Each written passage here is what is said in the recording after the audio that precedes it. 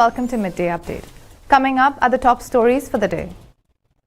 At least 2 people were killed and 4 injured in a blast on Quetta-bound Jaffar Express on Thursday, Pakistan-based news agency reported. The blast occurred when the Quetta-bound Jaffar Express, coming from Peshawar, was crossing the Chichawatani railway station. According to sources, the blast occurred in bogie number 6 of the economy class of Jaffar Express. This is the second such incident to be reported on the Jaffar Express. US Secretary of State Antony Blinken will travel to Turkey on Sunday to view relief operations after a massive earthquake.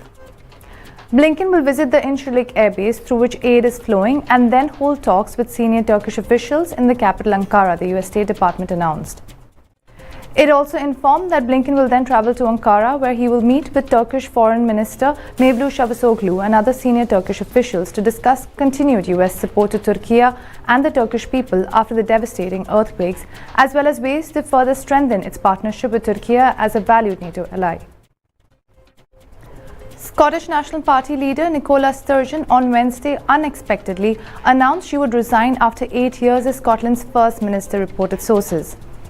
Sturgeon said she knows the time is now for her to stand down, adding that it is right for her party and for the country. The Scottish National Party leader made the announcement at a press conference in Edinburgh.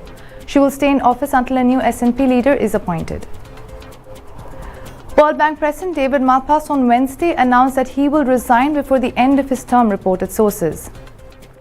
Malpass will leave his position on June 30 at the end of the World Bank's fiscal year after serving more than 4 years in the roles at the World Bank.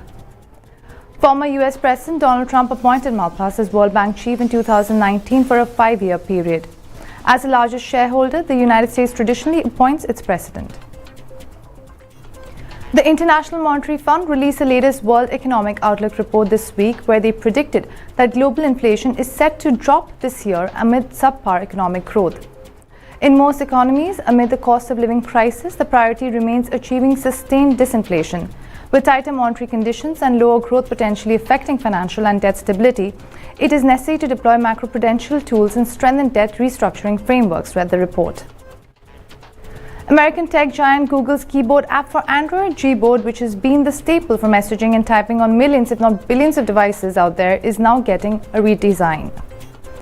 The major visual improvement is a revamped toolbar, allowing users to customize it with more than 4 options, and the voice search button can finally be removed. The circle and arrow in the present version only reveal or hide 4 customizable features. A 4th shortcut will be added due to the button shift to a 4-square design and the removal of the 3-dot menu, reported GSM Arena. With a brilliant 3-1 victory against Arsenal, Manchester City seized the initiative in the Premier League title battle and moved the defending champions over the Gunners in the standings at the Emirates Stadium. Erling Haaland's 26th goal of the season and a goal from Jack Grealish in the 72nd minute secured a victory for Pep Guardiola's team in a thrilling match that lived up to its hype at the Emirates Stadium. The loss brings Arsenal's winless streak to 3 games and shifts the momentum in favour of a City team that appears to have been inspired by the accusations made against them by the Premier League.